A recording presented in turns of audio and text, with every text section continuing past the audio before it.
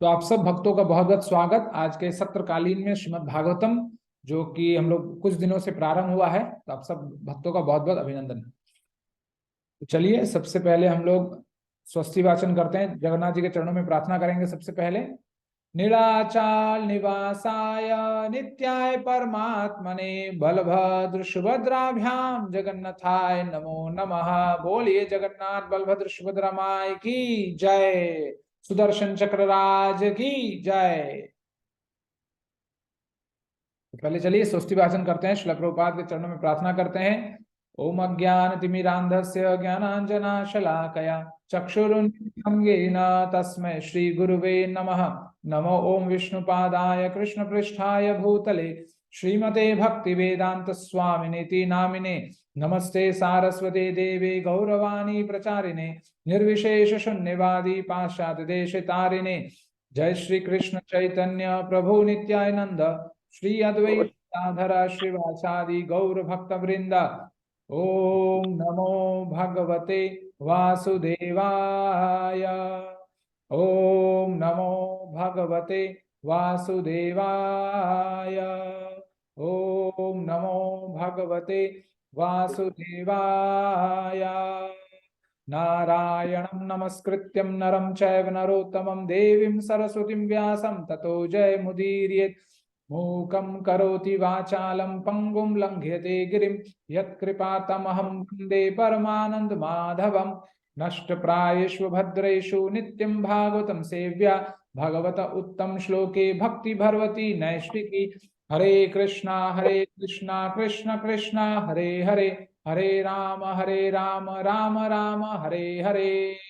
कृष्ण कृपा मूर्ति ऐसी भक्ति विधान स्वामी श्रील प्रभुपाद की जय।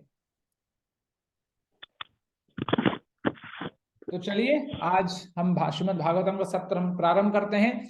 तो कुछ समय के लिए 5 मिनट के लिए हम लोग श्रीमद् भागवतम के ऊपर सुनेंगे, और फिर पिछले सत्र को जहां हमने विराम दिया था उसी वहीं से हम लोग आगे प्रारंभ करेंगे। तो देखिए, शास्त्रकारों ने कहा है कि तद दिनम दुर्दीनम मन्ये मेघ आचनम ना दुर्दीनम यद दिनम कृष्ण समल्प कथा यद दिनम कृष्ण समल्प कथा पीयूष वर्जितम। तो कहा गया कि यद दिनम ना दुर्दीनम मेघ आचनम ना दुर्दीनम। इसका मतलब होता है कि जैसे होता है ना, कभी कभी बारिश के दिनों में जब हमारा आंख खुलता है सुबह सुबह, तो हम लोग देखते हैं कि झिरझिर झरझर बारिश गिर रही है और वो पूरे दिन भर लगा रहता है। तो कभी कभी लगता है अरे यार, आज का दिन पूरा खराब हो गया, बर्बाद हो गया, आज का धंधा वंदा सब चौपट हो गया। तो शास्त्रकार कहते हैं कि ऐसा दिन खराब नहीं, ऐसे दिन जिस दिन पूरे मेघ आच्छनम, मतलब मेघ आच्छनम का मतलब क्या है कि पूरे दिन भर मेघ बना हुआ रहता है, मतलब बारिश होते रहती है। तो शास्त्रकार कहते हैं कि ऐसे दिन अशुभ नहीं। तो फिर कैसे दिन अशुभ है? तो वो कहते हैं यद दिनम कृष्ण समल्प कथा पीयूष वर्जितम, कि वो दिन अशुभ है जिस दिन हम भगवान कृष्ण के लीलाओं के बारे में नहीं सुनते हैं। तो इसीलिए हम लोग बहुत सौभाग्यशाली हैं कि हम ना जाने कितने कितने जन्मों का पुण्य हमारे जीवन में आज उदय हुआ है कि हम भगवान के चरित्रों को, भगवान के लीलाओं को हर दिन हम सुन और पढ़ पाते हैं। ठीक है। और उसी तरह जहां आज का सत्र ये श्रीमद् भागवतम के ऊपर रखा गया है, तो जैसा कि हम लोग जानते हैं कि शास्त्रों में ऋषियों ने, मुनियों ने इस श्रीमद् भागवतम को अमल पुराण बताया है। अमल पुराण का मतलब क्या है? पूर्ण रूप से जिसमें किसी भी तरीके का कोई गलती नहीं, मतलब एक एक अक्षर में, एक शब्द तो छोड़िए, एक एक अक्षर में भी किसी प्रकार की कोई अपूर्णता जहां नहीं हो, उसको कहते हैं अमल, जो पूर्ण रूप से परफेक्ट हो। इसलिए श्रीमद् भागवतम जो है पूर्ण रूप से परफेक्ट है। और इसीलिए शास्त्रों ने, ऋषियों ने ये कहा है कि आज के समाज के लिए, आज के जन समुदाय के लिए ये श्रीमद् भागवतम जो है सबसे पूर्ण है। हमें हमारे मन के, हमारे मन के मनोस्थिति को ठीक करने के लिए। इसीलिए भागवत कहती है एतस्माद् परम किंचिन मनः शुद्धे ना विद्यते, कि श्रीमद् भागवतम जैसा दूसरा कोई साधन नहीं है जिससे इस कलिकाल के लोगों की मनस्थिति को ठीक किया जा सके। अच्छा किया जा सके, शुद्ध किया जाके। इसीलिए बोला गया एतस्माद परम किंचिन मनः शुद्धे ना विद्यते, कि मन को शुद्ध करने का दूसरा साधन श्रीमद् भागवतम से बढ़कर कोई नहीं है इस पूरे जन समुदाय के लिए। लेकिन अब फिर एक सवाल खड़ा होता है कि यदि श्रीमद् भागवतम के होने से सबके मन साफ हो जाते हैं, शुद्ध हो जाते हैं, तो फिर हो क्यों नहीं रहे हैं, हम लोग पा क्यों नहीं रहे हैं? तो इसमें एक शास्त्रों ने एक चेक पॉइंट दिया है, कि एक कंडीशन दिया है कि क्यों नहीं होता है। तो फिर शास्त्र कहता है जन्म आंतरे भवेत पुण्यम तदा भागवतम लभेत।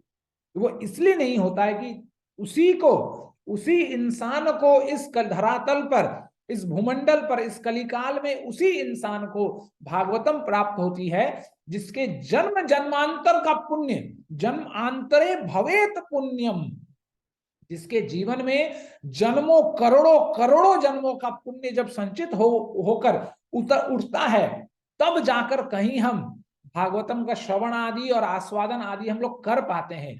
तब हमें तदा भागवतम लभे, तब हमें भागवतम का लाभ होता है। अन्यथा भागवतम का लाभ होना इतना सरल नहीं। आप देखेंगे तो मैंने कहा था पिछले बार भी कि इस पूरे धरातल पर, पूरे भूमंडल पर, पूरे पृथ्वी में कम से कम 800 करोड़ की जनता है। पूरा जो पॉपुलेशन है 800 करोड़ है। और यदि आप देखेंगे एक मोटा मोटा लेखा जोखा बनाएंगे कि मान लीजिए 1000 कथावाचक हैं और 1000 कथावाचकों में एक एक कथावाचक के यहाँ 10,000 श्रोता भी हैं, तो भी आप यदि गणना करेंगे तो 1% लोगों को भी भागवत सुनने नहीं मिलता। मतलब वो आप कैलकुलेशन करेंगे तो 0.1% समथिंग कुछ आता है, मतलब 1% भी नहीं। 800 करोड़ मतलब कुछ लाख, एकाध लाख, उससे ज्यादा कुछ नहीं। तो इसीलिए आज हमारे जीवन में प्रभुपाद की कृपा से, भगवान कृष्ण की कृपा से यदि हमें भागवतम का श्रवण आदि करने का लाभ मिल रहा है, चाहे कोई वक्त बोलकर या सुनकर, यदि हम प्रभुपाद की सेवा, यदि हम भगवान कृष्ण की सेवा, यदि श्रीमद् भागवतम की सेवा हम कर पा रहे हैं, तो ये हमारे लिए अहोभाग्य है। ऐसा नहीं सोचना चाहिए कि हम बोल नहीं पा रहे हैं, सुन नहीं पा रहे हैं। जिस भी प्रकार से हम भागवतम का सेवन कर पा रहे हैं वो हमारे लिए बहुत बड़े भाग्य की बात है। ठीक है, इसलिए श्रीमद् भागवतम का अनुसरण कीजिए, अनुगत्य होकर भगवान कृष्ण और श्रील प्रभुपाद के शरण लेते हुए हमें श्रीमद् भागवतम का और आस्वादन करते रहना चाहिए। तो इसी पे तो श्रीमद् भागवतम के में एक श्लोक बहुत सुंदर आता है कि इदम भागवतम नाम पुराण ब्रह्म समीतम, कि ये जो भागवत रूपी नाम रूपी श्रीमद् भागवतम है, ये क्या है? तो वेदव्यास जी कहते हैं कि ब्रह्म समीतम, ये साक्षात ब्रह्म स्वरूप है, मतलब भगवान का ही स्वरूप है, भगवान कृष्ण का ही ये स्वरूप है, साक्षात स्वरूप है ये। और फिर क्या कहते हैं कि फिर इसमें है क्या? वो फिर वेदव्यास जी कहते हैं कि उत्तम श्लोक चरितम चकार भगवान ऋषि ही, कि उत्तम श्लोक, जैसा मैंने कल भी बताया था कि उत्तम श्लोक जो है भगवान का एक दूसरा नाम है। तो इस श्रीमद् भागवतम में क्या है? उत्तम श्लोक चरितम चकार भगवान ऋषि। तो इस श्रीमद् भागवतम में जो अपने आप में, जैसे हम लोग बहुत बार बोलते हैं ना कि श्रीमद् ग्रंथराज श्रीमद् भागवतम की जाए, तो ये जो श्रीमद् भागवतम है ग्रंथों का राजा है। सर्वप्रथम यदि कोई ग्रंथों में किसी का नंबर आता है वो श्रीमद् भागवतम का। ठीक है, तो इसमें क्या है? चकार, चरित्र चकार भगवान ऋषि। तो भगवान जो है वो स्वयं ऋषि का रूप लेकर ऋषि का रूप लेकर, मतलब ऋषि का रूप लेकर का मतलब क्या है कि भगवान स्वयं वेदव्यास जी का स्वरूप धारण करने के बाद वो आते हैं और क्या करते हैं? चकार, है ना, उत्तम श्लोक चरितम चकार। चकार का मतलब होता है संकलन करना, लिपिबद्ध करना, मतलब लिखना। तो भगवान वेदव्यास जी के रूप में आकर क्या लिपिबद्ध करते हैं? तो भगवान और भक्तों के चरित्रों का भगवान लिपिबद्ध करते हैं, ताकि युगांतर तक, जब तक ये अब धरातल भूमंडल रहे, ये पृथ्वी बना रहेगा, तब तक रसिक जन भगवान के लीलाओं का, गुणों का गुणगान पढ़ते रहेंगे, लिखते रहेंगे। इसलिए भगवान कहते हैं कि उत्तम श्लोक चरितम चकार भगवान ऋषि ही। अब इस श्रीमद् भागवतम का महात्म्य, मतलब उसका जो असर है, तो क्या असर करता है ये श्रीमद् भागवतम के का, ये बताया गया है।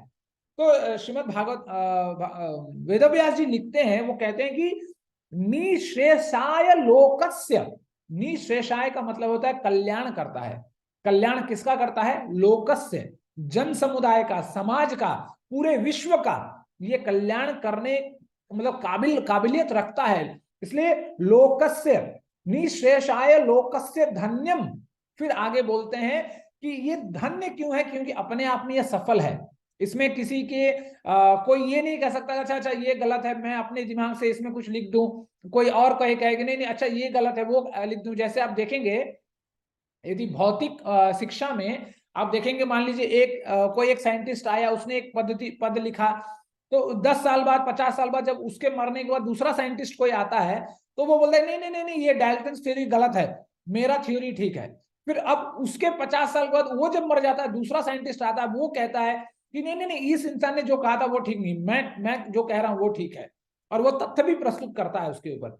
लेकिन श्रीमद् भागवतम जो है, इसका जो तथ्य है स्वयं भगवान लिख कर गए हैं, और इसमें ना कुछ एडिशन हो सकता है ना डिलीशन हो सकता है।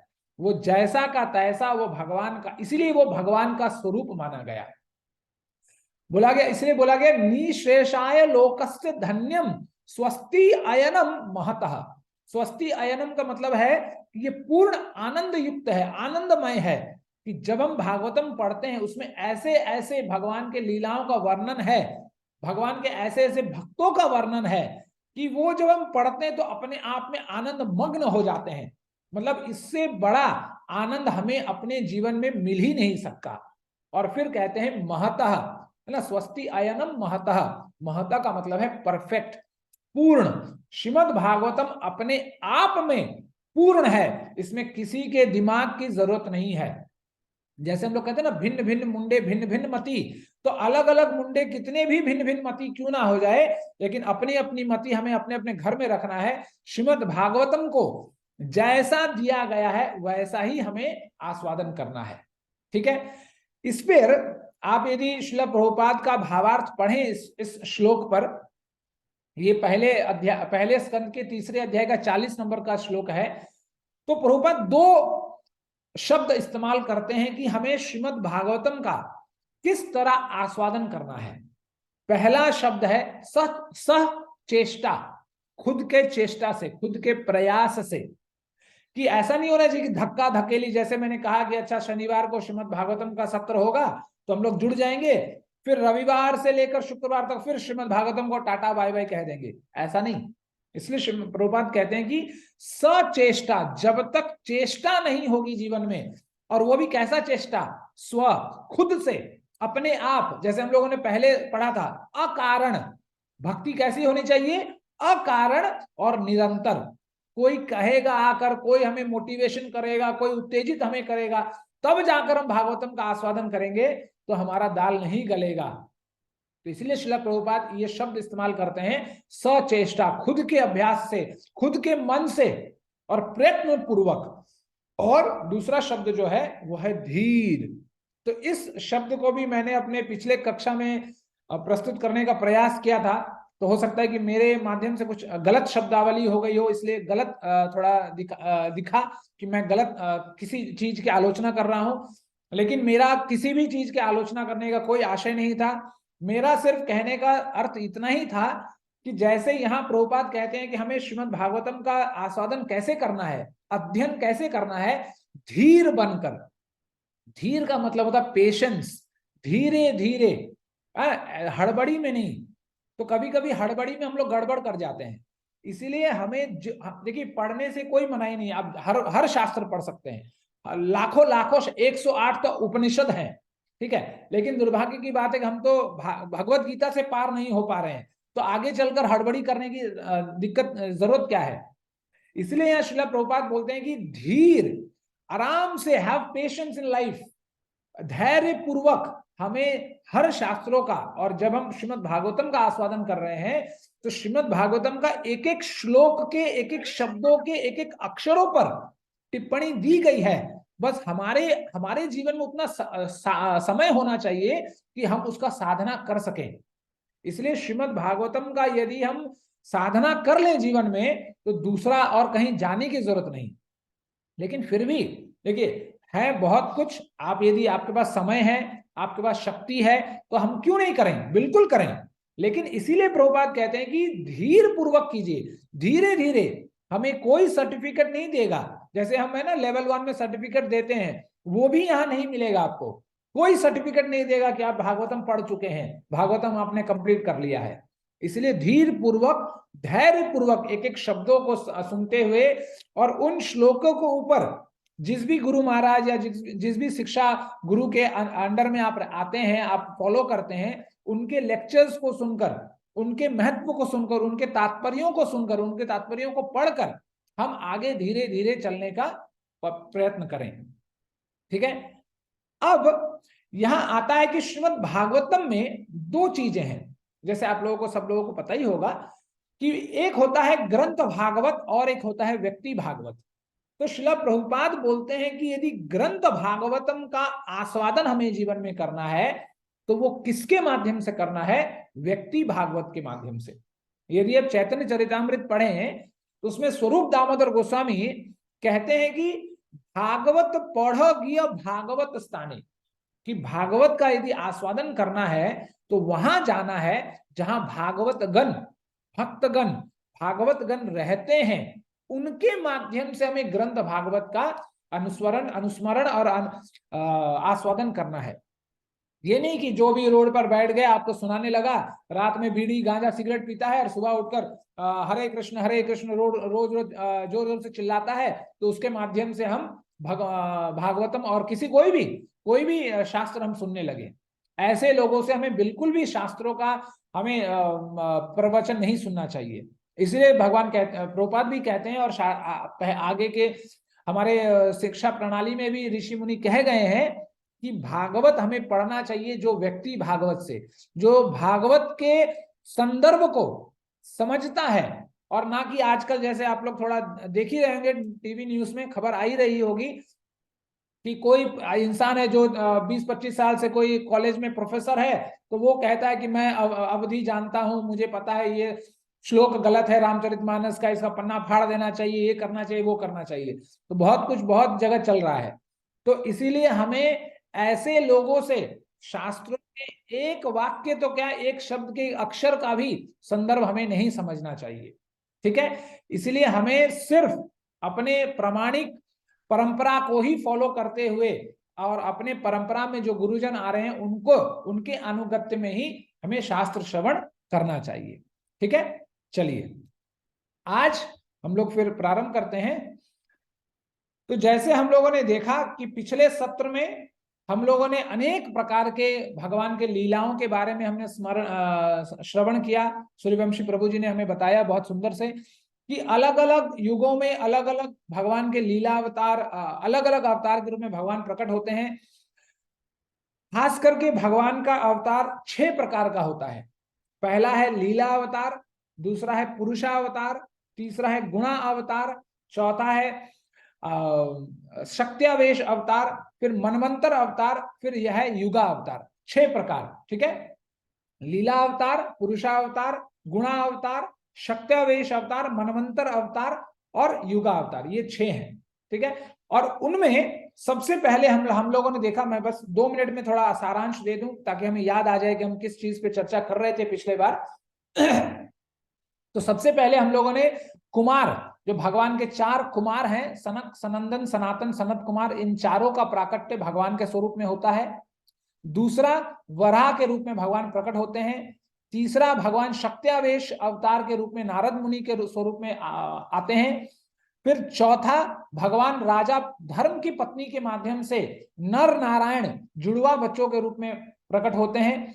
पांचवा, भगवान करदम मुनि और देवहूति मां के गर्भ से कपिल मुनि का प्राकट्य होता है। छठा, भगवान अत्रि मुनि और अनसुईया मां के गर्भ से दत्तात्रेय के रूप में भगवान प्रकट होते हैं। सातवां, भगवान प्रजापति रुचि और अकुति के गर्भ से यज्ञ के स्वरूप में प्रकट होते हैं। फिर भगवान ऋषभ देव महाराज के रूप में प्राकट्य करते हैं, और उनका बहुत अच्छा संदेश है अपने पुत्रों के लिए। जो 5वें स्कंद में है, उस पर भी हम लोग जाएंगे। और फिर भगवान दोबारा शक्त्यावेश अवतार में पृथु महाराज के माध्यम से भगवान प्रकट होते हैं। फिर भगवान लीला अवतार करते हुए मत्स्य अवतार के रूप में प्रकट होते हैं, फिर कूर्म अवतार के रूप में प्रकट होते हैं, कच्छप अवतार मतलब। उसके बाद भगवान धन्वंतरी के रूप में अवतार होते हैं, फिर मोहिनी रूप में अवतार होते हैं, फिर भगवान नरसिंह रूप में भगवान का आगमन होता है और भक्त प्रहलाद की रक्षा करते हैं और हिरण्यकशिपु का नाश करते हैं। फिर भगवान कश्यप मुनि के घर में वामन रूप में भगवान प्रकट होते हैं। और फिर उसके बाद जब पूरा का पूरा भूमि क्षत्रियों ने बर्बाद कर दिया था, मतलब पूरा इतना अधर्म फैला दिया था कि भगवान परशुराम के रूप में भगवान अवतरित होते हैं और पूरे धरातल को 21 बार क्षत्रियहीन कर देते हैं। और फिर भगवान फिर से एक बार शक्त्यावेश रूप में भगवान व्यासदेव के रूप में आते हैं। तो ये 17 श्लोकों 17 अवतारों के बारे में हमने पिछले सत्र में हमने जाना था। तो अब जो आज के सत्र में हम जो जानेंगे वो है 18वां अवतार, वो है भगवान राम का। तो शास्त्रों में भगवान राम के बारे में कहा गया है कि लोकाभिरामं रणरंगधीरं राजीव नेत्रं रघुवंशनाथं कारुण्य रूपं करुणातारं श्री रामचंद्रम शरणं प्रपद्ये। कि भगवान राम कैसे हैं? भगवान राम करुणा के ही आगार स्वरूप हैं। भगवान राम कैसे हैं? तो लोकाभिरामम, भगवान राम ऐसे हैं कि पूरा जन समुदाय, पूरा समाज जो है वो भगवान राम की वंदना करता है। और ऐसे ही भगवान राम की शरण को हम ग्रहण करें। तो देखिए आप यदि रामायण की बात की जाए तो इतना समय नहीं है, लेकिन कभी कभी कहा जाता है कि यदि रामायण को एक वाक्य में स्पष्ट किया जाए तो कैसे किया जाए। तो शास्त्रों में कहा गया है कि आदौ रामो तपोवनादिगमनम हत्वा मृग कंचनम वैदेही हरणम जटायु मरणम सुग्रीव संभाषणम बलि निर्दलनम समुद्र तरणम लंकापुरी दहानम पश्चाद रावण कुंभकर्ण हननम एतधि रामायणम। मतलब एक लाइन में रामायण पूर्ण हो गया। कैसे हुआ? सबसे पहले राम तपस्वी के रूप में वन गमन करते हैं, फिर मृग को देखकर मृग के पीछे भागते हैं मृग को पकड़ने के लिए। उसी के दौरान वैदेही हरणम, भगवान माँ सीता का हरण हो जाता है और माता सीता को बचाने के लिए जटायु मरणम, जटायु अपने प्राण गवा देते हैं। उसके बाद जब भगवान खोजते हैं माँ सीता को, उसी के बीच सुग्रीव संभाषण, सुग्रीव से नेगोशिएशन होता है, सुग्रीव के साथ भगवान का मिलाप होता है और वो बताते हैं कि कैसे क्या करना है। उसी समय जब सुग्रीव के बारे में पता चलता है तो उसे उन भगवान को पता चलता है कि वो बलि से उनका बड़ा भाई जो है बलि उनके पत्नी को हर चुका है। तो फिर उसका क्या करते हैं? बलि निर्दलन, भगवान बलि का उद्धार करते हैं और फिर सुग्रीव की मदद से समुद्र तरणम, समुद्र का पार करते हैं। समुद्र पार करने के बाद क्या करते हैं? लंकापुरी दहानम, लंका रूपी पुरी को पूरा का पूरा दहन कर देते हैं। और उसके बाद क्या करते हैं? पश्चात लंका को जलाने के बाद पश्चात रावण कुंभकर्ण हननम, रावण और कुंभकर्ण का हनन करते हैं, खत्म करते हैं, उद्धार करते हैं। और उसके बाद और ऐसे ही पूरा का पूरा रामायण पूर्ण हो जाता है। तो एक लाइन में रामायण ऐसे पूर्ण हो सकता है। और यदि 2 मिनट यदि भगवान के चरित्र को हम सुने तो देखिए भगवान राम के जीवन यदि हम देखें तो हमारे जीवन में जब छोटी छोटी जब समस्याएं आती हैं तो हम देखते हैं कि हम कितने व्यग्र हो जाते हैं, इतना बुद्धि जो हमारा शिथिल हो जाता है। तो इसीलिए हमें भगवान राम के चरित्र से हमें ये जानना चाहिए कि जीवन में ना चाहे कितने भी कठिनाई आए, तो देखिए भगवान राम, ठीक है, हो सकता है कि हम कह सकते हैं कि भगवान नर का लीला कर रहे थे, नर रूप में, मनुष्य रूप में भगवान लीला कर रहे थे, लेकिन थे तो भगवान ही। जब मां सीता का अपहरण हो जाता है तो क्या भगवान दूसरा विवाह नहीं कर पाते? कर पाते, है ना। फिर भी भगवान ने यह सिद्धांत स्थापित करने के लिए एक देश को चीरते हुए दूसरे देश में प्रवेश करते हुए भी अपने स्त्री की रक्षा करते हैं। इसीलिए कहा गया है कि हमेशा अपने स्त्रियों का सम्मान करना चाहिए हमें जीवन में। इसलिए कहा गया जिस घर में स्त्री रोती हो उस घर का कभी भला नहीं हो सकता, है ना। इसीलिए हमें इस भगवान के इस चरित्र से हमें पता चलता है कि कैसे हमें अपने घर में अपने बहू बेटियों का, अपने स्त्रियों का सम्मान करना चाहिए जीवन में। भगवान कर सकते थे, लेकिन फिर भी भगवान ने एक स्त्री का सिद्धांत अपनाया कि नहीं, हमें एक ही स्त्री चाहिए और दर दर हमें भटकना नहीं है। तो ये सिद्धांत भगवान ने हमारे सामने प्रस्तुत किया। और भगवान, जैसे मैंने कहा कि एक नहीं, एक देश को तो छोड़कर दूसरे देश में प्रवेश करते हुए अपने स्त्री को बचाया। मतलब इसका कहने का तात्पर्य यह है कि जब यदि हमें अपने जीवन में ऐसा मौका आए कि अपना सब कुछ गंवाते हुए भी अपने स्त्री को रक्षा करना पड़े तो हमें करना चाहिए, बिल्कुल पीछे नहीं हटना चाहिए। ठीक है, तो इस तरह भगवान एक मर्यादा प्रस्तुत करते हैं। इसलिए भगवान राम को मर्यादा पुरुषोत्तम भी कहा जाता है कि भगवान मर्यादा के रक्षक हैं, मर्यादा का रक्षक करते हैं। इसलिए हमें मर्यादा में रहते हुए हर कार्य, अपने सगे संबंधी, अपने परिवार का पोषण हमें करना चाहिए। ठीक है, इसके बाद आप यदि देखेंगे, ये तो था 18वां अवतार। 19वें और 20वें अवतार में स्वयं भगवान वृष्णिवंशी यदुकुल में भगवान बलराम और भगवान कृष्ण स्वयं अवतार लेते हैं। ठीक है, तो यहां पर भगवान कृष्ण के बारे में शास्त्र में बहुत सुंदर बताया गया। शास्त्र कहती है, वंशी विभूषित करानवनीरदाभात पीतांबर दारुण बिंब फलौधरोष्टात् पूर्णेन्दु सुंदर मुखाद बिंदु नेत्रात् कृष्णात् परम किमपि तत्वम अहम न जानी। तो यहाँ भगवान की स्तुति, भगवान कृष्ण के बारे में स्तुति किया गया है कि भगवान कैसे हैं। वंशी विभूषित करा, करा का मतलब होता है हाथ, कि भगवान कैसे दिखते हैं। भगवान ऐसे दिखते हैं जैसे वो अपने हाथों में बांसुरी, वंशी विभूषित, वंशी से वो विभूषित हैं, वंशी पकड़े हुए हैं अपने हाथों में। उसके बाद नवनीर दाभाग, तो और उनका वर्ण कैसा है, उनका वर्ण वो काले मेघों के, श्याम वर्ण के हैं भगवान। उसके बाद पीतांबर धारुण, भगवान सुंदर पीतांबर धारण करते हैं। बिंब फलोधरोष्टार, भगवान के होठ कैसे हैं, जो एक फल आता है बिंब फला बोलते हैं हम लोग, उसका कलर, उसका रंग लाल रंग का होता है, तो उसी लाल रंग के समान भगवान के होठ हैं। और पूर्णेन्दु मुखादर, पूर्णेन्दु सुंदर मुखादर, कि भगवान का मुख जो है बहुत मतलब अपने आप में पूर्ण सुंदर है। और बिंदु नेत्रा, भगवान के छोटे छोटे आंख है, अच्छे अच्छे, जैसे हम लोग बोलते हैं ना कि कभी कभी हम लोग बोलते हैं कि अरे इसके आंखों को देखो, इसके आंख ब्लेजर के बटन के जैसे हैं, बड़े बड़े आंख, तो उस तरह के आंख भगवान के हैं। उसके बाद ऐसे भगवान कृष्णात् परम किमपि तत्वम अहम ना जानी, ऐसे तत्व भगवान के अलावा मैं किसी को नहीं जानता। इसीलिए हमें भगवान कृष्ण के अनुगत्य हो जाना है, सब कुछ छोड़ छाड़ कर हमें कृष्ण का बन जाना है और हमें कृष्ण को अपना बना लेना है। तो इस तरह भगवान बलराम और कृष्ण अवतार लेते हैं 19वें और 20वें अवतार होकर। तो फिर यहां प्रभुपाद बताते हैं कि बलराम जो है वो भगवान कृष्ण के ही समान है, अलग नहीं है, बिल्कुल अभिन्न है वो। तो दो भिन्नता भगवान यहाँ प्रभुपाद बताते हैं कि कृष्ण और बलराम में दो भिन्नता है। भिन्नता क्या है? पहला भिन्नता है वर्ण का, मतलब भगवान कृष्ण जो है वो श्याम वर्ण के हैं और भगवान बलराम जो है वो गौर वर्ण के हैं।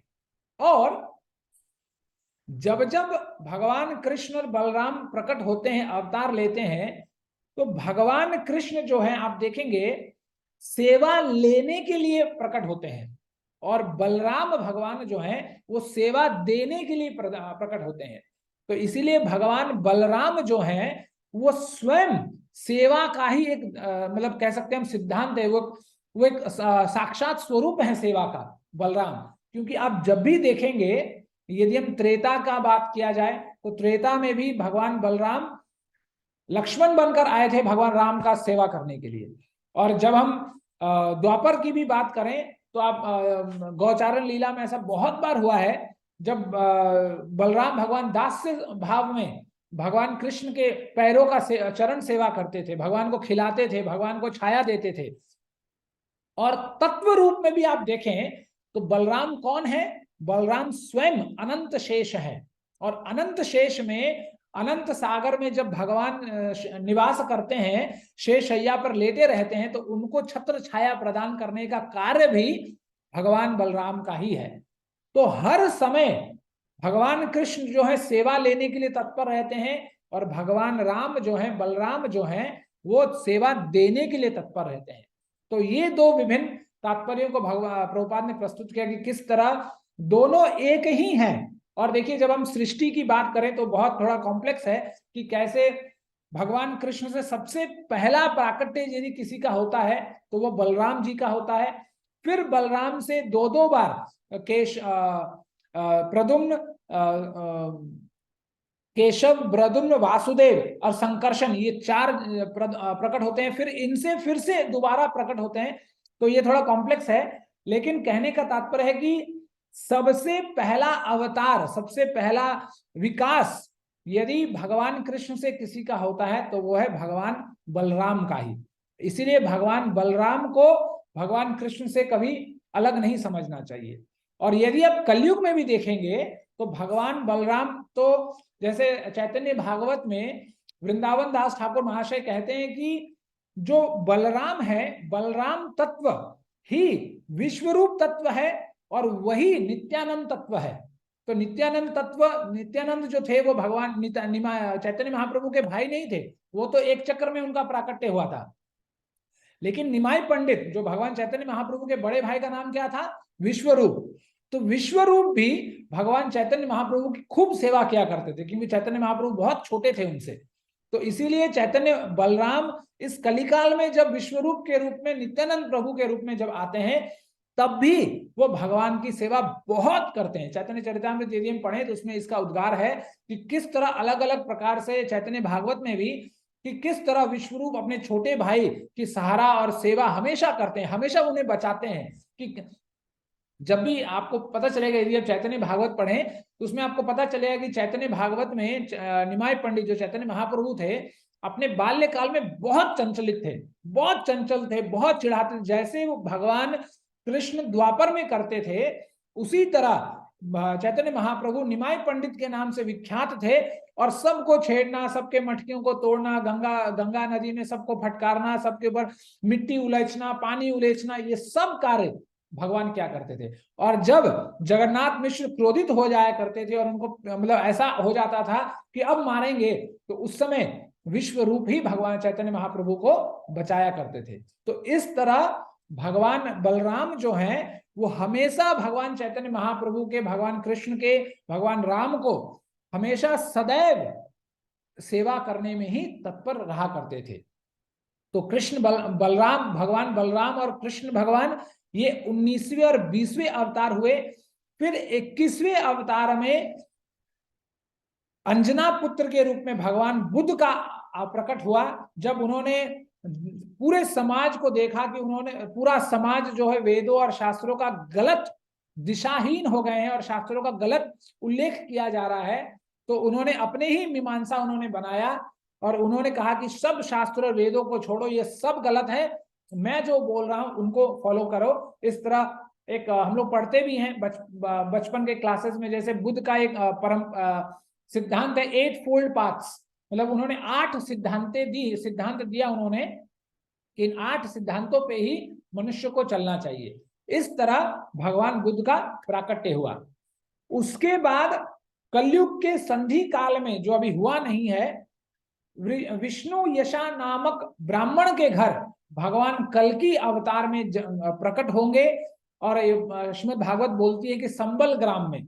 तो देखिए, जब श्रीमद् भागवत देखिए श्रीमद् भागवत तो पहले बोल चुके हैं, मतलब जब ये कलिकाल भी प्रारंभ नहीं हुआ था, जब बुद्ध भगवान का भी अवतार नहीं हुआ था, उस समय भी ये श्रीमद् भागवतम ये कह चुकी थी कि बुद्ध भगवान अंजना पुत्र में जन्म लेंगे और शून्यवाद का प्रचार करेंगे।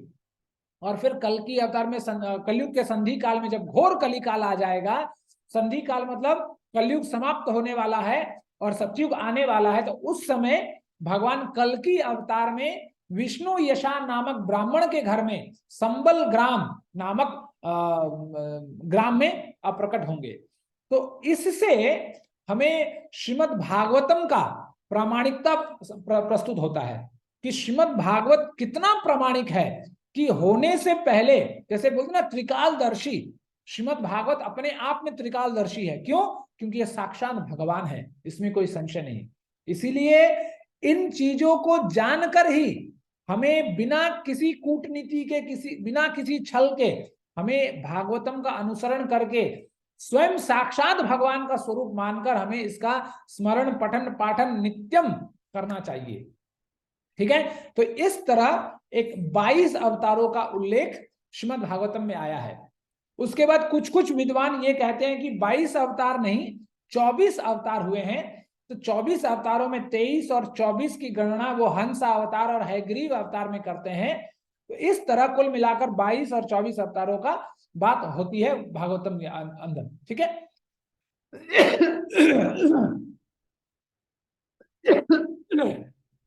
उसके बाद वेदव्यास जी उल्लेखित करते हैं कि जैसे समुद्र की तरंगों का गिनती नहीं किया जा सकता, आकाश में जितने तारे हैं उनकी गिनती नहीं की जा सकती, उसी तरह भगवान के अवतारों की गणना नहीं की जा सकती। चाहे इंसान कितना भी बुद्धि वाला हो, बुद्धिजीवी हो, भगवान के अवतारों का गणना नहीं की जा सकती।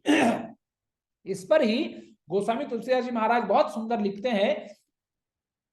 वो कहते हैं कि राम अनंत अनंत गुणानी जन्म कर्म अनंत नमानि जलसी कर्महि रजगणि जाहि रामचरित न बरनि सिराहि।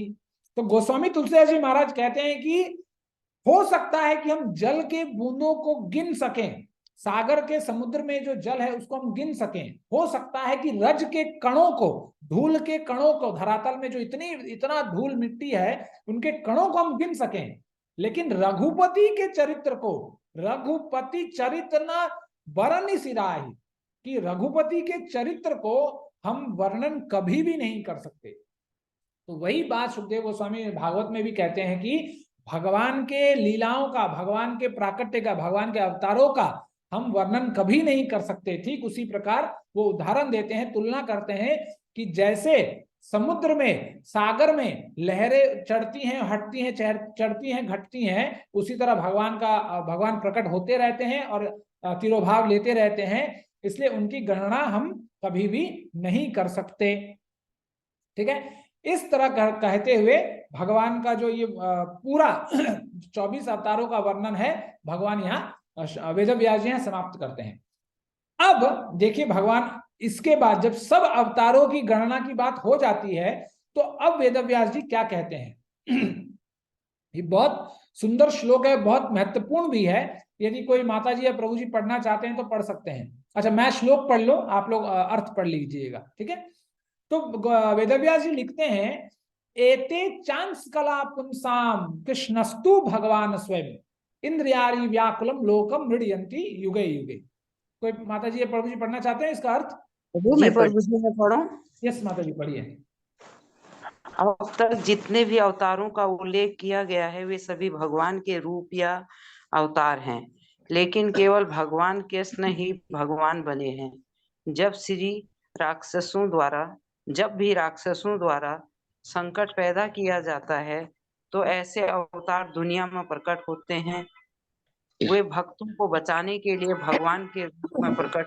हरे कृष्ण। हरे कृष्ण माता जी। तो देखिए यहाँ वेदव्यास जी क्या लिखते हैं। भगवान कहते हैं कि अब तक जितने भी अवतारों का उल्लेख किया गया है वे सभी भगवान के रूप या अवतार हैं, लेकिन केवल भगवान कृष्ण ही भगवान बने हैं। जब भी राक्षसों द्वारा संकट पैदा किया जाता है तो ऐसे अवतार दुनिया में प्रकट होते हैं। वे भक्तों के भक्तों को बचाने के लिए भगवान के रूप में प्रकट होते हैं। तो यहां यदि आप श्लोक को देखें तो यहां वर्णन आया है कृष्णस्तु भगवान स्वयं। ये आप लोगों ने अपने दीक्षा पेपर या प्रभुपाद आश्रय का जब आपने पेपर लिखा होगा तो उसमें भी ये आता है कि आप भगवान को, कृष्ण को भगवान क्यों मानते हैं। तो ये श्लोक आप वहां उद्धृत कर सकते हैं, लिख सकते हैं कि वेदव्यास जी बोलते हैं कि कृष्णस्तु भगवान स्वयं, कि भगवान कृष्ण जो है स्वयं भगवान है, इसलिए हम उनको भगवान मानते हैं। ठीक है, तो यहां पर बताया गया है कि, तो यहां पर देखिए इसीलिए बोला गया है कि ये जो श्लोक है वेदव्यास जी इसलिए लिखते हैं ताकि हम इतने सारे अवतारों के बारे में पढ़कर भटक ना जाए। लेकिन देखिए जो सिद्धांत है वो तो प्रस्तुत करना ही करना है, इसलिए जो सत्य है, जो जो घटनाएं घट चुकी हैं वो उनको तो प्रस्तुत करना ही है। इसीलिए वेदव्यास ने सब भगवान के सारे अवतारों को संक्षिप्त में उन्होंने 20, 22, 24 जो भी है उनका उल्लेख किया।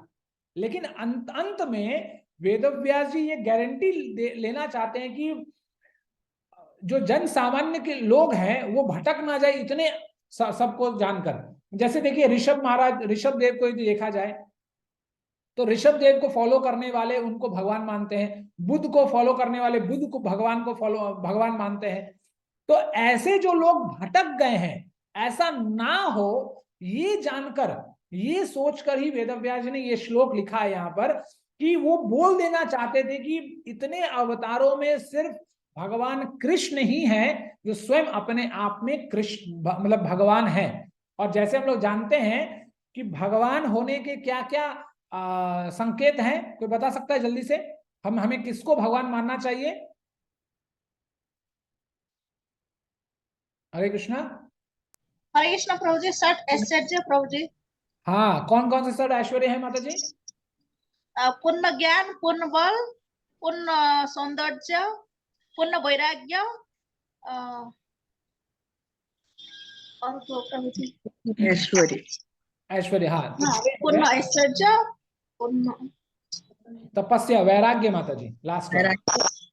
तो 6 षड ऐश्वर्य गुण हैं और इन गुणों को मेरे और आपके जैसे लोगों ने नहीं संकलन किया है।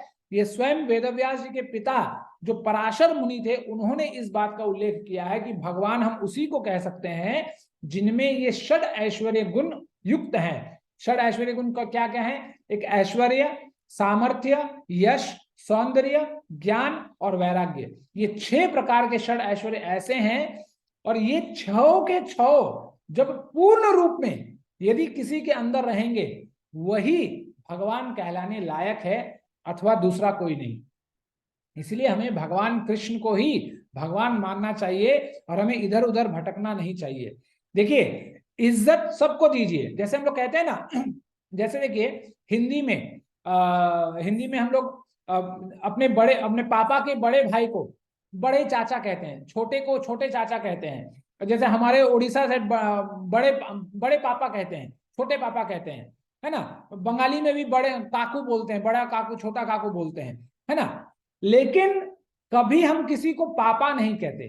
पापा एक ही होता है, हो सकता है कि चाचा बड़ा छोटा मझला सजला हो, चाचा हो सकता है, लेकिन हमारे जीवन में यदि हमारा कोई बाप है तो वो एक ही है। बाप 10, 4, 15, 20 नहीं हो सकते, बाप एक ही हो सकता है। उसी तरह हम इज्जत सबको देंगे, है ना। हर देवी देवता को दूर से प्रणाम करेंगे, इज्जत देंगे, सब कुछ करेंगे, तिरस्कार किसी का भी नहीं करना है। लेकिन हम यदि किसी को पूजेंगे तो वो सिर्फ भगवान कृष्ण को ही पूजेंगे। क्यों? क्योंकि हमारा बाप हमेशा एक ही होता है, चाहे वो भौतिक शरीर का हो या सूक्ष्म शरीर का जो कि हमारा आत्मा है। और इसलिए आपको जितने भी शास्त्र आपको खंगालना है खंगाल लीजिए, सिर्फ भगवान कृष्ण ही ऐसे भगवान है जिसको ये बोलते हुए सुना गया कि ममय वांशो जीवलोके जीव भूत सनातना, कि ये जो जीव भूत है सिर्फ ये सब मेरे ही अंश हैं और दूसरा कोई नहीं। लेकिन और कहीं जगह भी आपको ऐसा नहीं मिलेगा कोई ये बोलते हुए। आप यदि बुद्ध के यहाँ, ऋषभ देव के यहाँ कहीं भी चले जाइए, उन्होंने कभी कहीं नहीं कहा कि ये जितने भी जीव हैं जगत में ये सब मेरे अंश हैं, मैं भगवान हूं। लेकिन भगवान एक ऐसे अकेले भगवान कृष्ण हैं जो ये दावा करते हैं कि मैं ही हूं और दूसरा कुछ नहीं। और जो दूसरा दिख रहा है वो सब मेरे ही अंडर में, मेरे ही अंश, मेरे ही बच्चे हैं। तो इसीलिए भगवान कृष्ण ही हमारे एकमात्र बाप हैं, दूसरा कोई नहीं। और इस श्लोक को श्रीमद वेदव्यास जी का इरादा यही है कि कहीं हम भटक ना जाए। इस कलिकाल में दिखेगा हर दूसरे घर में एक भगवान बैठा हुआ है। आप जाइए, खटखटाइए, ओम ओम ओम ओम कर करके बहुत कुछ चलता है आजकल। आपको वीडियो भी बहुत सारे व्हाट्सएप में आते होंगे, कैसे लोगों को दीक्षा दिया जा रहा है, कैसे पीटा जा रहा है, कैसे है ना माताएं अपने बड़े बड़े केश को निकाल कर घुमा रही है, ये हो रहा है, वो हो रहा है, बहुत कुछ होता है। तो इसीलिए हम ये प्रभुपाद की कृपा से, जो प्रभुपाद ने अपने जीवन को इतना खपा दिया, इतना खपाया, उस मेहनत को हम बेकार ना जाने दें और हम इन षड्यंत्रों से बचे। ये जो समाज में जो षड्यंत्र चल रहे हैं कि तुम हिंदू से मुसलमान हो जाओ, मुसलमान से हिंदू हो जाओ, हमें जिस वर्ण में, जिस स्थान में भगवान ने हमें जन्म दिया है, उसी स्थान को, उसी धर्म को पकड़कर हमें भगवान कृष्ण की स्तुति करनी है, भगवान कृष्ण की भक्ति करनी है। इसलिए कहा जाता है कि जो इंसान अपने धर्म का नहीं हो सका, वो इंसान समाज का और अपने माँ बाप का और देश का क्या होगा। इसलिए ये जितने भी धर्म आवरण होते रहते हैं, धर्म परिवर्तन होते रहता है, ये सब लोगों को सिर्फ पैसा और कुछ नहीं, पैसों से लोगों को भटकाने का एक षड्यंत्र है और दूसरा कुछ नहीं। इसलिए हम लोग इतने भाग्यशाली हैं कि प्रभुपाद के द्वारा इतना बड़ा एक परिवार, इस्कॉन नाम परिवार जो बनाया गया, उसके छत्र छाया में है हम लोग। और हमें सिर्फ इतना ही जानना है कि जैसे देखिए कभी कभी कुछ लोग कह देते हैं कि अरे देखिए इस्कॉन में भी ऐसा सही नहीं हो रहा है। तो कभी कभी क्या होता है, जब हम लोग शुरू शुरू में इस्कॉन में आते हैं तो ये सोचकर आते हैं कि हमें भक्ति करना है, हमें अपने आप को सुधारना है। लेकिन जब थोड़ा 1 माला से 16 माला तक हम पहुंच जाते हैं तो धीरे धीरे हमारे अंदर अहंकार आ जाती है। और अहंकार आने के बाद हम ये वो उद्देश्य, जिस उद्देश्य से हम प्रवेश किए थे कि अपने आप को साफ सुथरा करना है, वो उद्देश्य भूल जाते हैं और फिर यही धारणा लेकर बैठ जाते हैं कि हमें दुनिया सफाई करनी है, दुनिया को ठीक करना है ना। बहुत लोग कहते हैं कि अरे इसने गलत कर दिया, उसने गलत कर दिया। तो हमें किसी को गलत या गलती, किसी की गलती, कौन गलत है कौन सही है, हमें उन चीजों के बारे में बिल्कुल नहीं देखना है। इसलिए एक छोटी सी बहुत अच्छी कहानी है कि एक माता जी जो थी हमेशा मंदिर जाया करती थी।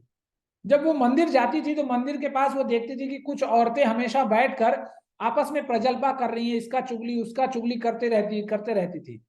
तो हर दिन ये सिलसिला चलता।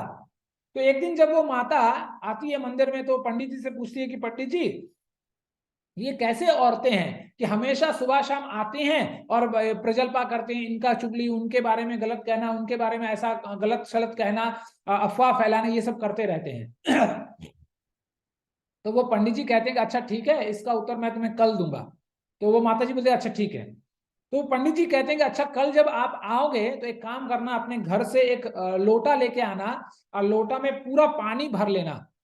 और ये ध्यान रखना कि जब आप उस लोटे को अपने घर से लेकर निकले, मतलब पास में ही था उनका घर, तो उन्होंने कहा कि जब आप चल कर आए तो ये ख्याल रखना कि एक भी बूंद उस लोटे का नीचे ना गिरे, क्योंकि उससे कल मैं स्पेशल अभिषेक करने वाला हूं भगवान का। तो वो माता जी बहुत प्रसन्न हो जाती है, अरे अरे मेरे घर से लाए हुए जल से पंडित जी अभिषेक करेंगे।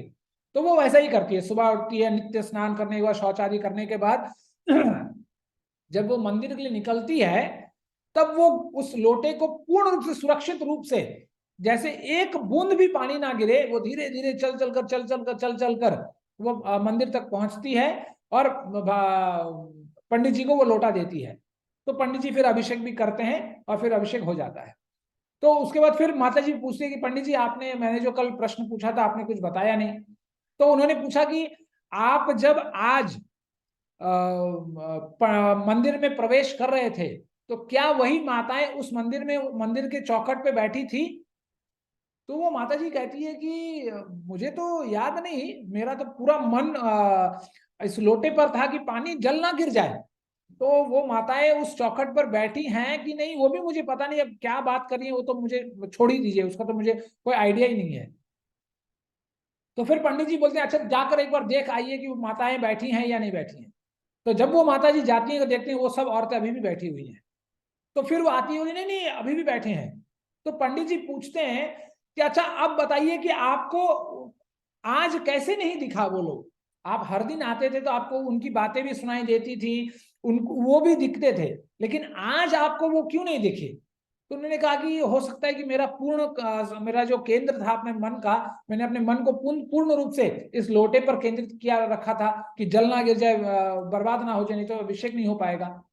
तो पंडित जी ने यही कहा कि ठीक उसी तरह यदि हमारा मन सिर्फ भक्ति करने में लगा रहेगा तो कौन चुगली कर रहा है, कौन गलती कर रहा है, किसको हमें ठीक करना है, हमें गांधी जी नहीं बनना है, हमें पूरा दुनिया का सफाई नहीं करना है, हमें खुद की सफाई करनी है सबसे पहले। तो यदि हम अपने मन को, हमें सिर्फ भक्ति करनी है और हमें मैनेजमेंट नहीं करना है दुनिया का, हम यदि मैनेजमेंट में कम और भक्ति में ज्यादा संलग्न रहेंगे तो कहीं क्या गलत हो रहा है, कौन गलत है, कौन सही है, इन सब चीजों से हम अपने आप को बचा सकते हैं। तो देखिए, इसलिए जैसे मैंने पहले भी कहा था, ये दुनिया है, इसलिए किसी संत ने कहा दुनिया क्यों, क्योंकि हमेशा हर जगह यहाँ दो तरह की बातें होती हैं। तो हर जगह अच्छा या बुरा हमेशा रहता है, ऐसा कोई जगह नहीं कि जहां हर चीज 100% सही हो इस भौतिक जगत में। इसलिए हमें इस्कॉन में हो या बाहर हो या घर में हो या द्वार पे हो, कहीं भी हमें ये चीज नहीं खोजना, हमने कॉन्ट्रैक्ट नहीं ले रखा है कि किसको कौन गलत है किसको सही करना है। हमें सिर्फ भगवान कृष्ण की भक्ति करनी है, बस इतना ही हमें देखना है। अभी जैसे मैं कहूं कि अच्छा मुझे भागवतम का क्लास देने के लिए बोला गया लेकिन लोग ही नहीं आते हैं, ये 10-15 लोग आते हैं, इससे मैं क्या करूंगा? हम यदि ये चिंता करेंगे तो हम अपना क्लास नहीं दे पाएंगे। क्यों? क्योंकि मेरा चिंता तो इसमें है कि अरे यार 20-25-50 लोग आ जाते तो मेरा नाम थोड़ा ज्यादा होता है ना, तो ज्यादा थोड़ा लोग सुनते, वाहवाही करते, हम भी अपना कॉलर चढ़ाते।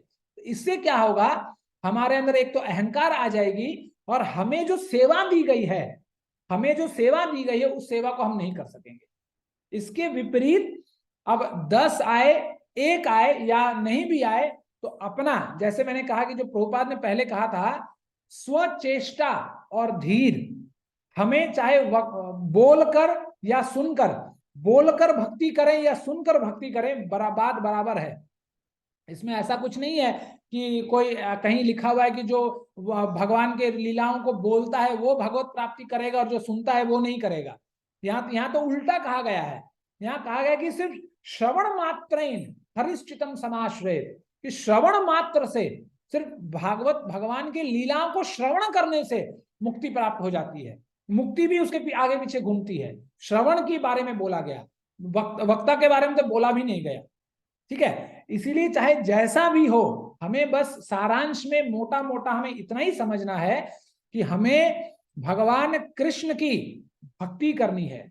ठीक है, इंस्टीट्यूट में है, आप एक संस्था में हैं, उस संस्था के नीति नियमों का भी पालन करना है, जैसे वो जहां जब जहां जैसे बोला जाए, लेकिन पूर्णतः जो नींव है, जो मूल बात है, जो सारांश है, वो ये है कि हमें भगवान कृष्ण की भक्ति करनी है।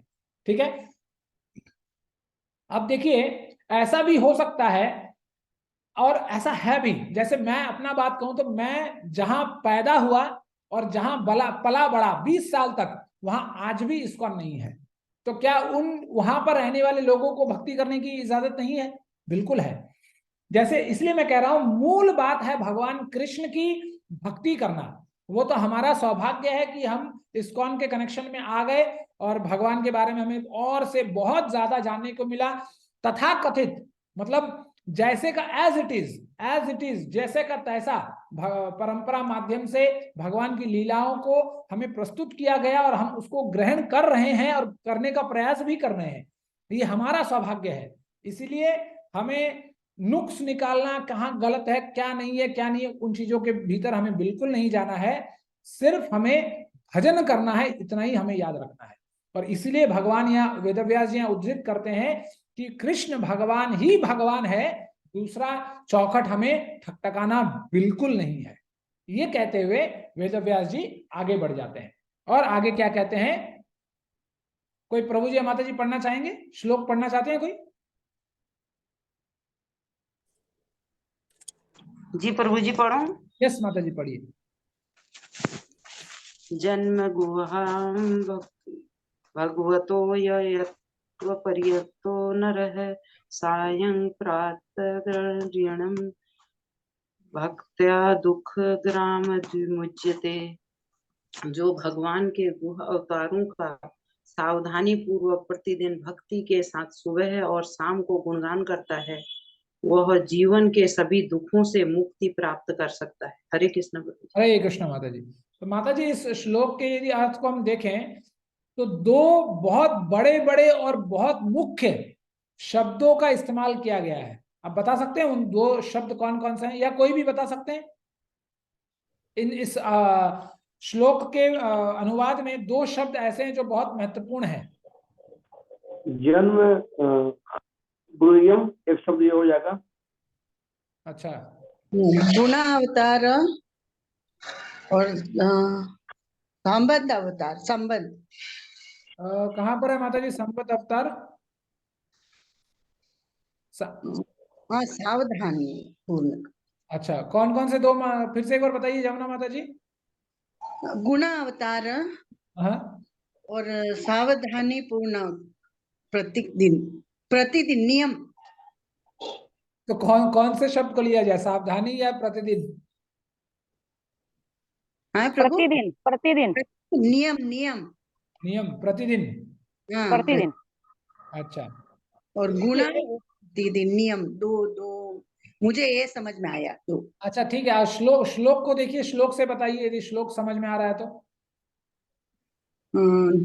जो भगवान के गुण अवतारों का सावधानी पूर्वक प्रतिदिन भक्ति के साथ सुबह और शाम को गुणगान करता है, और सुबह शाम गुणगान करता है, वह जीवन के सभी दुखों से मुक्ति प्राप्त कर सकता है।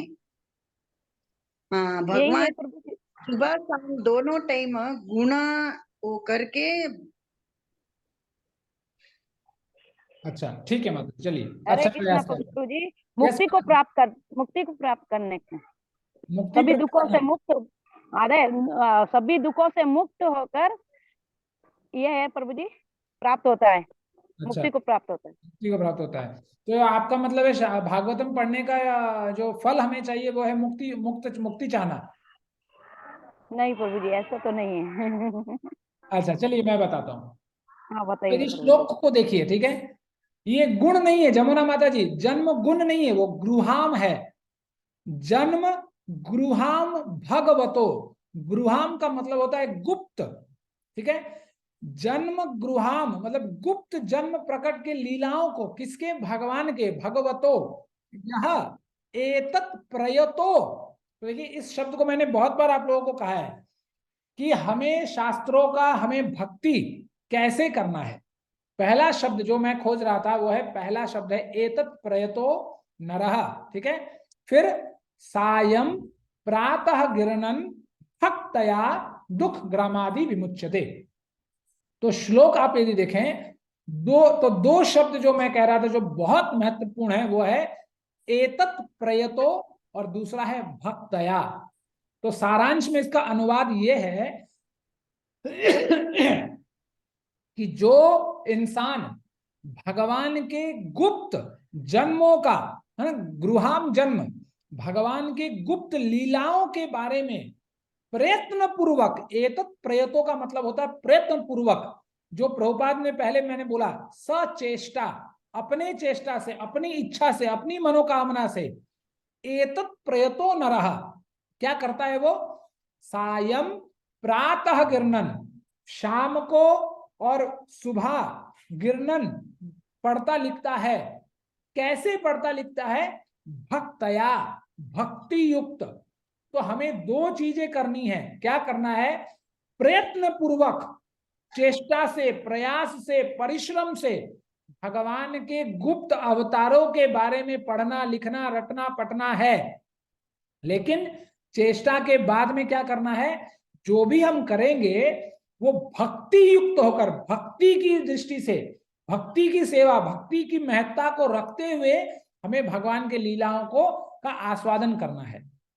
और जब कोई मनुष्य ऐसा कर लेगा तो उसके जीवन में दुख ग्रमादि विमुच्यते, तो दुख उसके जीवन से निकल जाएंगे, दुख उसके जीवन में बिल्कुल नहीं रह जाएगा। वही यहां भगवान कह रहे हैं। तो हमें दो शब्द एतत् प्रयतो और भक्तया, इन दो शब्द को पकड़ना है। तो इन दो शब्द का अनुवाद जैसे यहां दिया गया है कि सावधानी पूर्वक प्रतिदिन, तो जैसे हम लोग स्वस्ति वाचन में जब एक श्लोक का उच्चारण करते हैं, आप सब लोगों को याद होगा कि नष्ट प्रायेषु भद्रेषु नित्यम भागवतम सेव्या। ये कंडीशन है कि हमारे जीवन से जितने भी प्रकार के हमारे जीवन में कलमश हैं, दुख हैं, सुख हैं, सब कुछ जो भी भौतिक जगत है वो हमारे जीवन से कब हटेगा? जब हम भगवान के लीलाओं का नित्य सेवन करेंगे। इसलिए मैंने पहले कुछ सत्रों में मैंने आपको कहा था कि कम से कम हमें ये प्रयास करना चाहिए कि हर दिन हम कम से कम आधा घंटा श्रीमद् भागवतम का आस्वादन कर सके, श्रीमद् भागवतम का अध्ययन कर सकें। अब बाद बाकी उसके बाद आपको भगवत गीता पढ़ना है, माला करना है, वो सब अलग, लेकिन कम से कम हमें जीवन में समय निकालना चाहिए हर दिन नित्यम, कि कम से कम हम आधा घंटा भागवतम का अध्ययन कर सकें।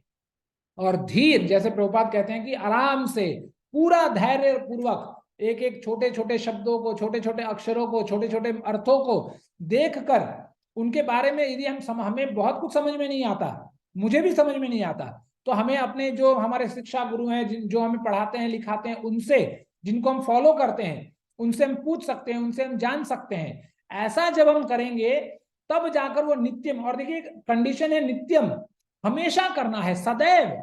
ये नहीं कि कभी उपवास रखा नहीं रखा, हमेशा हमें भागवतम का आस्वादन करना है, अध्ययन करना है।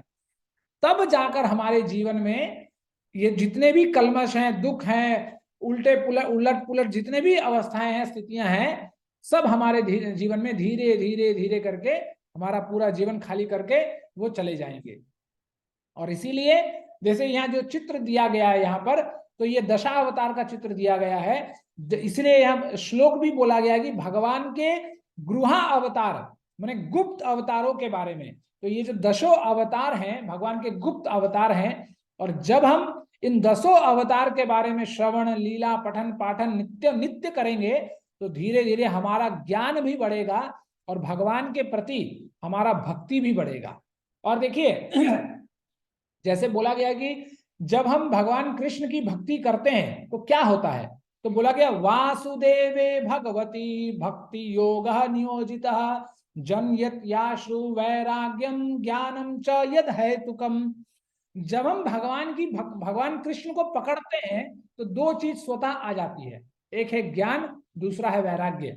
तो जब ज्ञान आ जाता है, ज्ञान से स्वतः वैराग्य भी आ जाता है। क्यों? क्योंकि जब हम ज्ञान प्राप्त करते हैं तो ज्ञान से हमें क्या पता चलता है कि मैं कौन हूं और मेरा कौन है। ये जो मैं कौन हूं, मेरा शरीर का स्थिति क्या है और मैं कौन हूं, जब इन दो चीजों का बारे में हमें पता चलता है तो स्वतः देखिएगा वैराग्य अपने आप उत्पन्न हो जाता है। जो, और ऐसा हुआ भी है, जो इंसान सुबह शाम कपड़ा कपड़ा कपड़ा करता था वो आजकल 2-4 सेट कपड़े में ही खुश है। जो सुबह शाम खाने पीने में लगा रहता था वो आजकल भगवान के प्रसाद लेकर ही खुश है। जो इंजीनियरिंग आईआईटी में इंजीनियरिंग करके, एमटेक करके, आईआईएम करके लोग बैठे थे, वो भी आज ब्रह्मचारी बनकर इस्कॉन में भगवान की सेवा कर रहे हैं। वो क्यों? क्योंकि उन्हें अपने स्वरूप का बोध हो गया है। तो इसीलिए जब देखिए डबल बेनिफिट है ना, एक काम कीजिए, जैसा है ना buy one get two free, कि एक भगवान की भक्ति करने से ज्ञान और वैराग्य हमें फ्री में मिल जाते हैं। हमें ज्ञान और वैराग्य प्राप्त करने के लिए कुछ करना नहीं पड़ता, सिर्फ अध्ययन करना है भगवान के लीलाओं का, बस इतना ही करना है हमें। और बाद बाकी सब कुछ भगवान का ठेका है, भगवान कॉन्ट्रैक्ट लिए हुए हैं, भगवान की जिम्मेदारी है, भगवान करेंगे। हमें क्या करना है? भगवान की भक्तया। इसलिए यहां शब्द प्रयोग हुआ है भक्तया, कि भगवान की लीलाओं का गुणगान हम कैसे करें? भक्तया पूर्वक, भक्ति पूर्वक। और जब हम ऐसा करेंगे तो हमारे जीवन से दुख का विनाश हो जाएगा। ठीक है। तो चलिए आगे आगे देखते हैं। अब यहाँ विराट रूप के बारे में बताया गया है। तो विराट रूप जो है वो एक भगवान का एक साक्षात स्वरूप नहीं है, क्योंकि विराट रूप कभी भी भगवान के भक्त कभी भी देखने का प्रयास नहीं करते और उनमें इच्छा भी नहीं होती। विराट रूप का होने का तात्पर्य बस इतना ही है कि भगवान ये स्थापित करना चाहते थे, यहाँ तक कि अर्जुन ही ये स्थापित करना चाहते थे कि आगे चलकर इस कलिकाल में जो भी बुद्धिजीवी लोग होंगे वो जिसको तिसको भगवान ना माने, और जो इंसान अपने आप को भगवान बताए उनसे यही हमें सवाल करना चाहिए कि कृपा करके अपना विराट रूप दिखाइए ताकि हम आपको भगवान मान सके। तो विराट रूप का यही उद्देश्य है, दूसरा कोई उद्देश्य नहीं है। ठीक है। अब जैसे हमने कहा शक्तिशाली भगवान को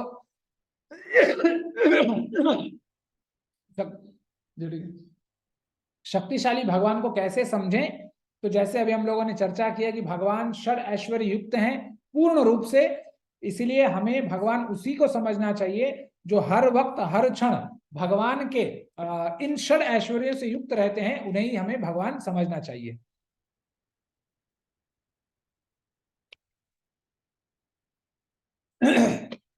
ठीक है, चलिए आगे। अब देखिए इस श्लोक में वेदव्यास जी कहते हैं कृष्णे स्वधामोपगते धर्म ज्ञान आदि भी सह कलौ नष्ट दृशामेशः पुराणो अर्को अधुनोदितः। अब वेदव्यास जी कहते हैं कि ये पुराण, ये जो भागवत महापुराण ये कैसा है, तो वो कहते हैं भागवत पुराण सूर्य के समान तेजस्वी है और धर्म ज्ञान आदि के साथ कृष्ण द्वारा अपने धाम चले जाने के बाद ही इसका उदय हुआ। जिन लोगों ने कलयुग में ज्ञान के गहन अंधकार के कारण अपनी दृष्टि खो दी है, उन्हें इस पुराण से प्रकाश प्राप्त होगा। तो ये जो श्लोक है, पहले अध्याय में सौनकादि ऋषियों ने सूत गोस्वामी से 6 प्रश्न पूछे थे, तो ये जो श्लोक है उस छठे प्रश्न का उत्तर है। तो छठा प्रश्न क्या था, तो सौनकादि ऋषि सूत गोस्वामी से कहते हैं कि ब्रूहि युगेश्वरे कृष्णे ब्राह्मण्ये धर्म वर्मणि स्वाम कष्टाम धुनोपेते धर्म कम शरणम गतः। तो सौनकादि ऋषि सूत गोस्वामी से पूछते हैं कि जब भगवान स्वाम कष्टाम धुनोपेति, कि जब भगवान अपने धाम चले जाएंगे तब धर्म कम शरणम गतः, तो उस समय धर्म जो है किसका शरण लेगा, भगवान धर्म जो है किसके शरणागति करके कहाँ निवास करेगी। तो ये सवाल सौनकादि ऋषियों ने सूत गोस्वामी से पूछा था। तो उसी सवाल का जवाब यहाँ दिया जा रहा है कि वो जो धर्म है, धर्म यहाँ इस भागवत पुराण में जो ग्रंथराज है, महापुराण है, इस भागवत पुराण में आकर निवास करेगा। और यहाँ जो एक शब्द प्रयोग किया गया, देखिए अर्को, श्लोक के नीचे वाले लाइन में पुराण अर्को, अर्क है भगवान सूर्य का एक दूसरा नाम है अर्क। जो भगवान सूर्य को जो जल चढ़ाते हो वो लोग इस नाम का उच्चारण करते हैं, ओम अर्काय नमः। अर्क जो है भगवान सूर्य का एक दूसरा नाम है। तो वेदव्यास जी कहते हैं कि ये जो भागवत पुराण है ये सूर्य के तरह है, जो इस कली काल में अंधकार को दूर करने के लिए पर्याप्त है। कि जो इंसान ये भागवत रूपी सूर्य को ग्रहण करेगा अपने जीवन में, तो उसके जीवन से, उसके मन में जो अंधकार रूपी अज्ञान भरा पड़ा है वो अज्ञान छट जाएगा और ज्ञान का उदय होगा। कैसे? इस भागवत पुराण को अपने जीवन में ग्रहण करने से। इसीलिए इस भागवत पुराण का महत्व है कि जब हम अपने जीवन में इस भागवत पुराण को आग्रह करते हुए इस भागवत पुराण को ग्रहण करेंगे तो सारे कल्मश ऐसे ही चले जाएंगे। देखिए कल्मश और विषयासक्ति क्या है? यही अज्ञान है, यही अंधकार है हमारे जीवन में। तो इसीलिए भगवान कहते हैं कि कलयुग में नष्ट दृशामेशः, ये जो कलयुग के लोगों की जो कल्मश दृष्टि है उसको नष्ट कर देगा। कौन नष्ट करेगा? पुराण अर्को अधुनोदितः। और इस तरह लोग अपना आत्म कल्याण कर पाएंगे। ये कहते हुए वेदव्यास जी इस श्लोक का उद्धृत करते हैं। ठीक है, और देखिए ये जो श्रीमद् भागवतम है ये परंपरागत होते हुए आया है। जब शुरुआत में जब भगवान वेदव्यास जी के माध्यम से जब प्रकट हुए और जब उन्होंने वेदों को देखा तो उस समय सिर्फ एक ही वेद रहा करता था, यजुर्वेद। लेकिन जब वेदव्यास जी ने यजुर्वेद को देखा तो उन्हें बड़ा कॉम्प्लिकेटेड लगा कि अरे ये बड़ा कॉम्प्लिकेटेड है, समझना बड़ा मुश्किल है। तो इसलिए उन्होंने एक वेद को 4 वेदों में विभाजन कर दिया उसका। तो पहला वेद का नाम है ऋग्वेद, यजुर्वेद, सामवेद, अथर्ववेद। और चारों वेद को संकलन करने के बाद, लिपिबद्ध करने के बाद, ऋग्वेद को उन्होंने पैल मुनि को दिया, यजुर्वेद को सुमंत मुनि को दिया, सामवेद को जैमिनी ऋषि और अथर्ववेद को वैशंपायन ऋषि को उन्होंने दे दिया। लेकिन श्रीमद् भागवतम को उन्होंने किसी को नहीं दिया। क्यों? क्योंकि ये चारों मुनि इनके परंपरा में नहीं आते थे और इन्होंने इस श्रीमद् भागवत को सराहा कर बड़े, माने जैसे हम लोग हीरे को रखते हैं उसी तरह इन्होंने अपने पास रखा। और जब समय आया और जब इनके घर में खुद एक आत्मपरायण इनका पुत्र हुआ, जिनको हम लोग सुखदेव गोस्वामी के माध्यम से जानते हैं, उनको ही इन्होंने दिया। क्यों? क्योंकि वही वेदव्यास जी जानते थे कि ये ही ऐसे हैं जो श्रीमद् भागवतम का प्रचार प्रसार सही तरीके से पूरे विश्व में कर सकते हैं। और इसलिए वेदव्यास जी ने ये श्रीमद् भागवतम जो है इन्होंने किसी को ना देकर सिर्फ अपने पुत्र को ही चयन किया और अपने पुत्र को सिखाया, पढ़ाया, लिखाया कि कैसे होता है। कि हम लोग जानते हैं कि जब सुखदेव गोस्वामी में जन्म हुए तो जन्म से ही वो घर छोड़कर भागे। ऐसे विरक्त को वेदव्यास जी जानते थे कि ऐसे जिसके अंदर ऐसी विरक्ति होगी उस वही श्रीमद् भागवतम का आस्वादन कर सकता है और श्रीमद् भागवतम का प्रचार प्रसार कर सकता है। तो इसके बाद उन्होंने सुखदेव गोस्वामी को ये बात बताई और उन्हें पढ़ाया लिखाया। और फिर सुखदेव गोस्वामी ने गंगा के तट पर परीक्षित महाराज को ये बात सुनाया और फिर वो परंपरा फिर वहां से चलती हुई आई। ठीक है, तो सारांश में कहने का तात्पर्य यही है कि हम श्रीमद् भागवतम को परंपरागत होते हुए जो गुरुजन परंपरा में आते हैं उनके माध्यम से ही हम श्रीमद् भागवतम का अध्ययन और आस्वादन करने का प्रयास करें। तो इसके साथ ही आज के सत्र को हम यह विराम देते हैं। यदि किसी प्रभु जी या माता जी का कोई प्रश्न है तो तुरंत